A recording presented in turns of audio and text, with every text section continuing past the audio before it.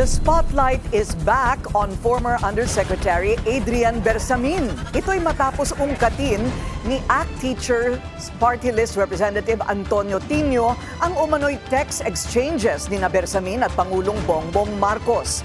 Dito napatunayan umano na bagman si Bersamin ng Pangulo. Narito ang agenda report ni Joan Manalo. Nabasa raw mismo ni ACT Teachers Party List Representative Antonio Tino ang umano'y palitan ng mensahe ni na PBBM at former Presidential Legislative Liaison Office Chief Adrian Bersamin mula December 2024 hanggang July 2025. Bagaman si Adrian Bersamin, officially ang title niya ay PLLO. Diba? Siya yung legislative liaison ng Malacanang dito sa House. Officially, that is his title. Ang lumalabas talaga ay siya yung personal runner, ibig sabihin utusan, bagman, ibig sabihin tagatanggap nung kickback, tapos disbursing officer.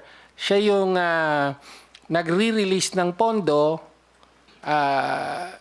sa authorization ng Pangulo, sa pahintulot ng Pangulo. Ayon kay Tino, patunay ang text exchanges na alam ng Pangulo ang nangyayaring kickback scheme sa flood control projects. Ni-report niya yung pagkakompleto ng 7.112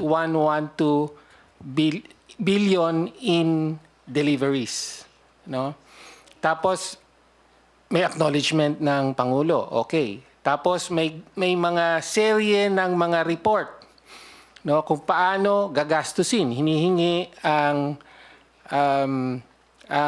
approval, no, ng Pangulo, no.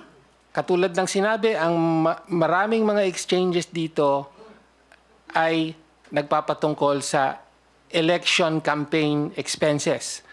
Nangyayari ito, at least yung maagang bahagi ng komunikasyon ay nangyayari sa panahon ng campaign.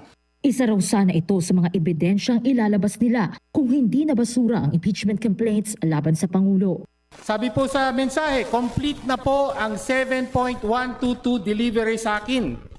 Tapusin ko po ang computation today. Kalakip nito rin ang detalyadong computation ng mga pinaggastusan ng 8 billion na kickback. Ayon pa rin sa text messages na nabasa ni Tino, pinaabot umano ni Bersamin noong July 10, 2025 na may 2 billion peso delivery siya para kay PBBM sa Nara residence sa Forbes Park. Sagot ng Pangulo, sasabihan ko si June Baris. This is July 10. The President appears to be receiving kickbacks days before he went to Congress. Humarap siya rito at nagsabing, mahiya naman kayo. Sino po ang dapat na mahiya? Isa si Tino sa mga endorser ng pangalawang reklamo laban kay PBBM. Sa partikular, nasa complaint ng alegasyon na ayon kay Yusek Bernardo, nasa 100 billion na insertion na inutos ng Pangulo, 52 billion ang kanyang direktang hinawakan at mula rito ay nagbigay siya para sa Pangulo ng 8 billion na commitment. Nasa complaint po yan. Bukod kay Tino, may hawak din umanong kopya ng nasabing mga mensahe si Batangas 1st District Representative Leandro Leviste at Caloocan 2nd District Representative Edgar Erice. Papaimbestigahan na ito ni Tino at Erice. Matatanda ang iniugnay ni former House Appropriations Chair Zaldico si Bersamin sa kickback schemes dahil sinabi umano mismo ni Bersamin sa kanya na utos ng Pangulo ang 100 billion peso insertions sa 2025 national budget. Ang ombudsman naman, matagal na raw minamata si Bersamin dahil sa mga isyong kinahaharap nito, kabilang na ang money laundering. Dati pa yan, nasaradar ko yan.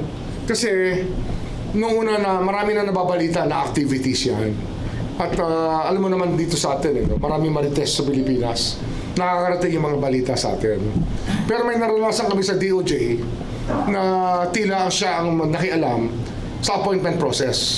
Pero dati na rin sinabi ni Senate Blue Ribbon Committee Chair Ping Lacson na ginamit lang umano ni Bersamin ang pangalan ni PBBM kaugnayan 2025 budget insertions. Ayon kay dating DPWH Undersecretary Roberto Bernardo.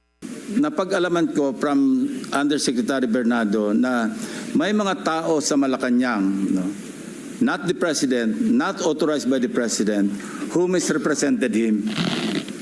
I will name some of them, Undersecretary Adrian Bersamin. Ang tugon naman ng Malacanang sa umano'y palitan ng mensahe ni na PBBM at Bersamin, ang anumang pinapahid na isyu ng korupsyon sa Pangulo ay atin pong pinasisinungalingan. Ang anumang paninira ng walang anumang basihan ay hindi dapat nagamit or magamit na armas para pahinain ang tiwala ng taong bayan sa ating gobyerno. ayon din kay Palace Press Officer Claire Castro, wala pa silang nakikitang kopya ng umano'y text messages. Pero ipauubayan na raw nila sa Ombudsman, Department of Justice at Independent Commission for Infrastructure ang pagsasagawa ng investigasyon tungkol dito. Para sa Agenda, Joan Manalo, Billionaire News Channel. Manatiling nakatutok sa Bilyonaryo News Channel. Sumubaybay sa aming social media accounts at mag-subscribe sa aming YouTube channel para sa mga bago at eksklusibong balita.